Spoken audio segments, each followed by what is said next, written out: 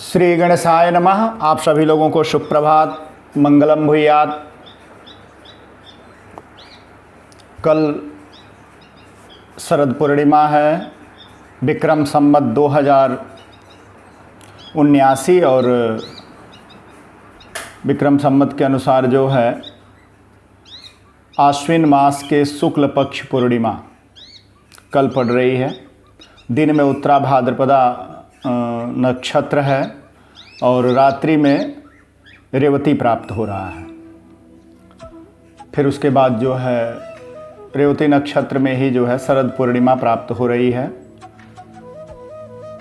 शरद पूर्णिमा, रेवती नक्षत्र को जल और पर्वत के शिखर का कारक कहा जाता है और चंद्रमा भी पर्वत, शिखर और समुद्र दोनों का प्रतिनिधित्व करते हैं, क्योंकि पर्वत शिखर पर जो बर्फ़ इकट्ठा होती है तो शीतु और बर्फ़ को जो है चंद्रमा का कारक कहा जाता है। और समुद्र में चंद्रमा समुद्र के ज्वल को, समुद्र की जो उताल तरंगे होती हैं उसको चंद्रदेव अपनी तरफ खींचते हैं। इन दोनों का संयोग ही जो है शरद पूर्णिमा को विशेष बनाता है। तो आज मैं जो है शरद पूर्णिमा पर आप सबको बताने के लिए उपस्थित हुआ हूँ कि शरद पूर्णिमा पर आप सबको यह बचाना और बताना था कि आप शरद पूर्णिमा को जानें। शरद पूर्णिमा विशेष है और भक्ति काल में विशेषता इसकी है कि वैष्णवों के समाज में शरद पूर्णिमा महत्वपूर्ण तिथि है, क्योंकि शरद पूर्णिमा वह तिथि है जिस दिन भगवान श्री कृष्ण ने द्वापर में जब अवतार लिया था तो शरद पूर्णिमा को उन्होंने महारास किया था, जिसे जीव का ब्रह्म में समायोजित होने का महापर्व कहा जाता है, जिस दिन गोपियों को भगवान ने अपने विराट स्वरूप का दर्शन कराया था।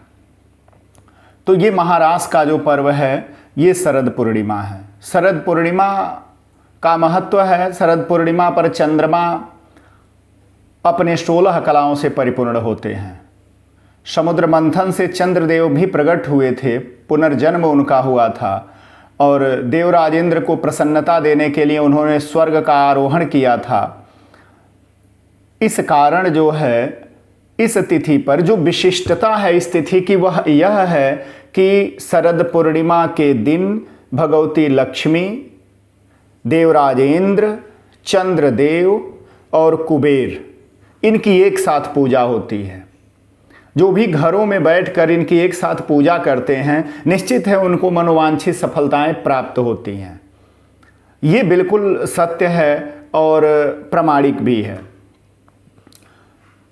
और 16 कलाओं से परिपूर्ण है।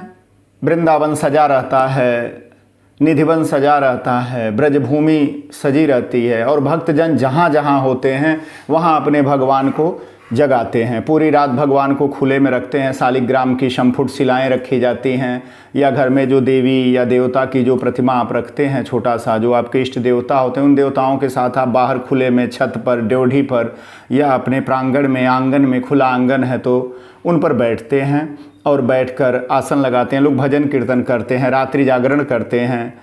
और विशेष जो परंपरा है वो ये है कि माताएं जो हैं खीर बनाती हैं, गाय के दूध का संग्रह करती हैं दिन में और संग्रह करके उसे गर्म करके रखती हैं। शाम के समय खीर बनाती हैं, उसमें केसर इत्यादि डालती हैं और खीर बनाकर रख देती हैं।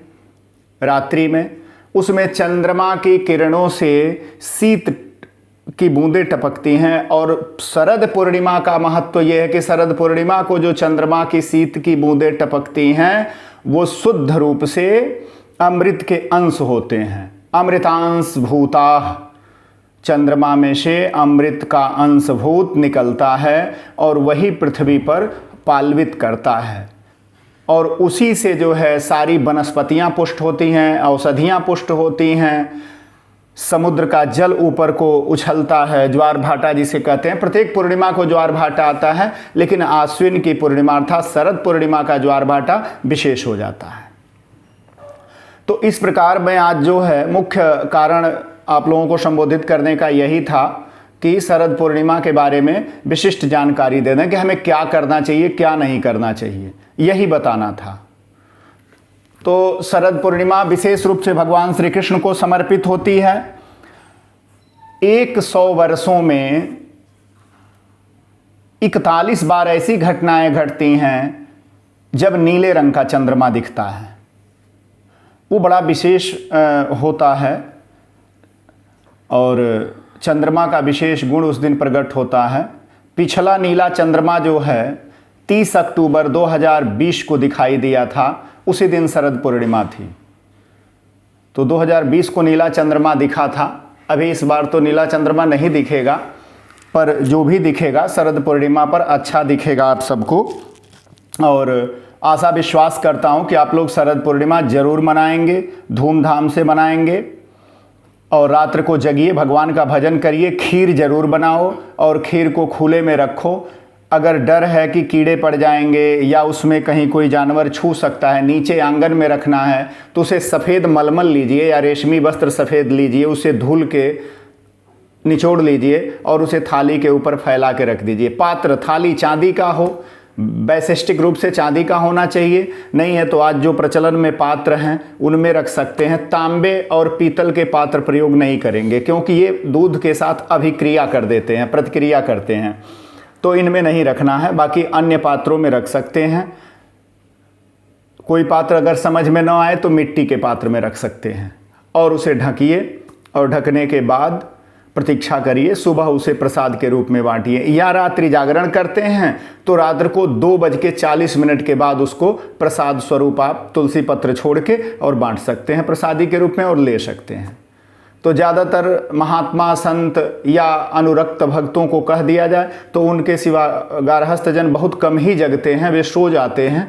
तो वो अगले सूर्योदय यानी सुप्रभात में ही जो है स्नान ध्यान करके और चंद्रदेव से प्रार्थना करके कि भगवान यह अमृतमय स्वरूप है आपका, उसे प्रणाम करके प्रसाद रूप में ग्रहण करें। तो उससे स्वास्थ्य की वृद्धि होती है, पूरे 1 वर्ष तक स्वास्थ्य इत्यादि ठीक रहता है। आपका विश्वास ही आपको जीवन शक्ति देता है और विश्वासहीनता या अविश्वास ही भटकाव का कारण है। तो अपने विश्वास को धर्म में दृढ़ रखिए। भगवान पर विश्वासम फलदायकम, चर्चित ये वाक्य है कि जैसा आपका विश्वास होता है वैसा ही फल प्राप्त होता है। शरद पूर्णिमा का विशेष महत्व है। विशेष महत्व में चलते हैं तो इस दिन माता लक्ष्मी का निवास शरद पूर्णिमा को पीपल वृक्ष की छाया में होता है। प्रातः काल से संध्या काल तक वो पीपल वृक्ष की छाया में निवास करती है, एक दिन वर्ष में।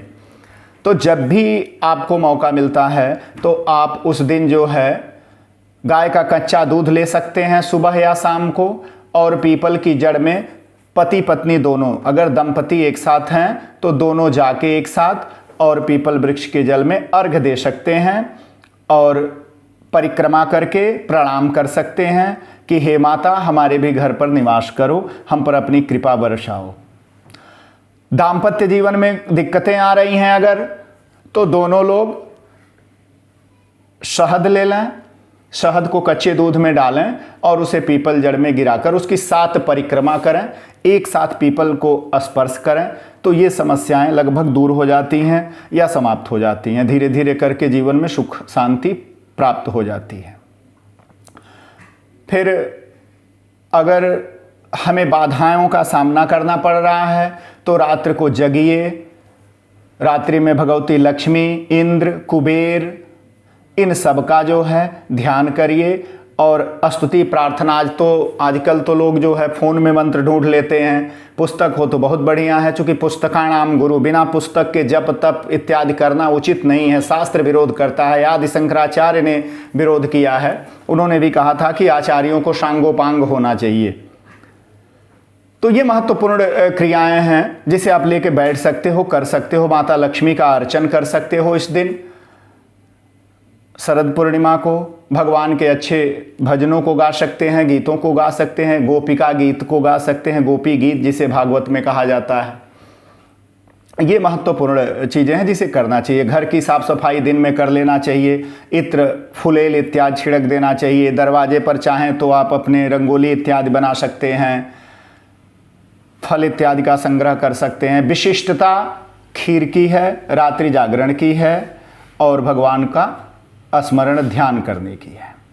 चंद्रदेव की किरणें आपके ऊपर भी पड़ती हैं और इकलौती तिथि होती है जिस दिन चंद्रमा की किरणों से अमृत निकलता है। इस दिन का शीत नुकसान नहीं करता।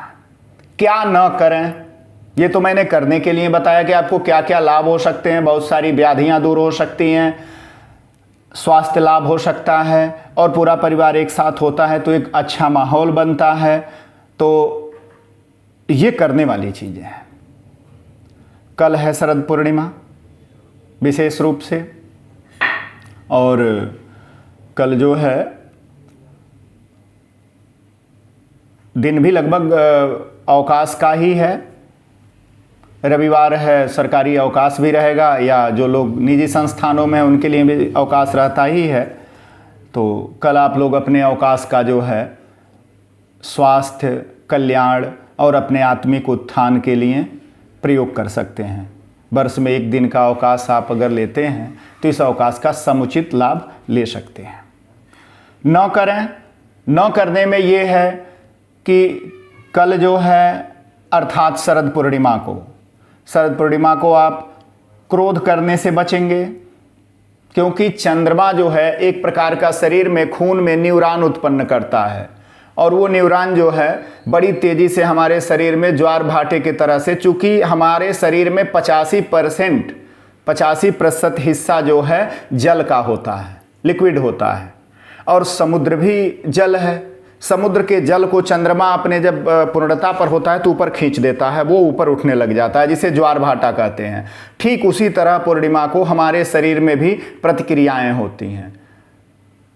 कुछ लोगों में जन्मजात दोष होता है जिसे आप मिर्गी या पक्षाघात या अन्य मस्तिष्क जन उपद्रव कह सकते हैं।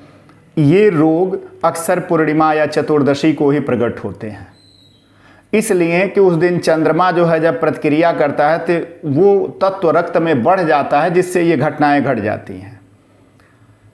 सावधान रहना है, क्रोध नहीं करना है। जब हम क्रोध उस दिन करते हैं तो वो प्रतिक्रिया और तेज होती है, जिससे हम अनियंत्रित हो जाते हैं। तो एक तो क्रोध नहीं करना है, दूसरा भारी भोजन नहीं करना है, किसी भी प्रकार का तामसी भोजन नहीं करना है। अंडा, मछली, मांस, मदिरा बिल्कुल नहीं छूना है। मदिरा तो बिल्कुल मना है, चूँकि मदिरा विष का कारक है और वारुणी का प्राकट्य चंद्रमा के बाद ही हुआ था, तो वो घातक होता है, इसलिए इस दिन इसको बिल्कुल न छुएं। और तामसी भोजन में बहुत मसाला भोजन में नहीं रहेगा, लहसुन प्याज भी नहीं रहेगा, इन सब चीज़ों से बचना है। बिल्कुल सात्विक भोजन करें अथवा व्रत करें, आप फल फूल दूध इत्यादि लें। कहा ही जाता है, चंद्रमा को भगवान वेदव्यास ने संबोधित किया है कि दधि शंखम तुषाराभम छिन्नूर्ण दाण संभव नमामि ससिनम सोमो शंभो मुकुटभूषणम। तो ये संबोधन है भगवान चंद्रदेव का। रात्रि को पति पत्नी, बच्चे हैं, बहू हैं, तो सबके साथ आप जो है चंद्रदेव को अर्घ दे सकते हैं। चांदी या जल देना है तो तांबे या पीतल के पात्र का प्रयोग करते हैं। तांबे से बचना, तांबा चूंकि सूर्य और मंगल का प्रतिनिधित्व करता है और चंद्रमा शीतलता का कारक है, इसलिए चाहे तो स्टील की थाली रख लो बेशक, लेकिन तांबे को न रखा जाए। उसी में चंद्रमा को अर्घ दिया जाए, चंद्रदेव को देख के, और अर्घ देते समय उनसे प्रार्थना किया जाए कि हे भगवान, आप समस्त प्राणियों में शुभता देने वाले हैं और आपके ही कृपा से समस्त स्तनधारियों के पालन के हेतु माताओं के स्तनों में दूध प्रकट होता है। समुद्र अपने जल में जीवों का विकास करता है, सारी वनस्पतियां विकसित होती हैं और औषधियां जो है समस्त मनुष्यों के रोगों का निराकरण करने में सामर्थ्यवान बनती हैं। हे चंद्रदेव, आप भगवान महामृत्युंजय को प्रकट करने वाले हैं। हे सोमनाथ, हे सोम के स्वामी और सोम के रस को शोषित करने वाले, हे चंद्रदेव, आप भगवान शिव की जटा में निवास करते हैं। हम समस्त प्राणियों का मंगल करें, ऐसी भावना करते हुए आप अर्घ दो चंद्रमा को। तो इस प्रकार जो है आप चंद्रदेव का विशेष रूप से अर्घ देकर पालन कर सकते हैं। कोशिश करें कि संयम नियम पूर्वक जो है पालन करें अपने धर्म का, और शरद पूर्णिमा पर जो चीज़ें न करने वाली हैं उसे न करें, जो करने वाली, जो करने के लिए बताई गई हैं उनको ज़रूर करें, और सुखी रहें, संपत्तिवान बनें, आरोग्य रहें, यह शुभकामना करता हूँ। और हम गंगा शरणम परिवार के तरफ से आप सबको बहुत बहुत शुभकामना देते हैं। शरद पूर्णिमा को बहुत बहुत धन्यवाद देते हैं, और जो चीज़ें बताएं हैं इसे आप अगर पालन करें, एक दिन की बात है, एक दिन में आप इन चीज़ों को कर भी सकते हैं, और करें तो इसका यथोचित आपको लाभ भी मिलेगा। और हर व्यक्ति की इच्छा होती है कि घर में सुख शांति संपन्नता बनी रहे, तो ये धीरे धीरे करने से बनती है। तो हम पुनः आप सबको ढेर सारा शुभकामना, और शरद पूर्णिमा के महाउत्सव पर शुभावचन, शुभाशीर्वचनम, शुभाशीषम सब प्रस्तुत करते हुए आप सबको ढेर सारी मंगल कामनाओं के साथ विदा लेते हैं। पूरा देखना और जितना हो सके इसे प्रसारित भी करना। बहुत बहुत धन्यवाद।